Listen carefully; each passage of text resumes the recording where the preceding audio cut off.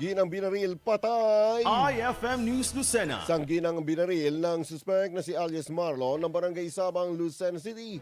Nangyari ang insidente ng pamamarilang alas 4:58 ng hapon ng Martes.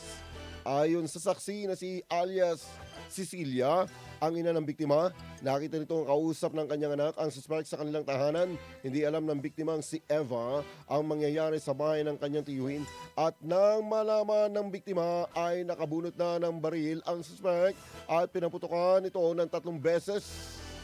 Matapos ang insidente ay tumakas ang suspect. Sinugod naman sa paggamutan ng biktima pero diniklarang dead on arrival dahil sa tinamong mga sugat sa tagiliran ng katawan nito. Na-recover naman ang 2 basiyo at isang slug na pinaniniwalaan mula sa kalibre 45. Personal na galit umano ang dahilan sa pagpatay sa biktima. Nanatiling at large ang suspect. IFM News Lucena.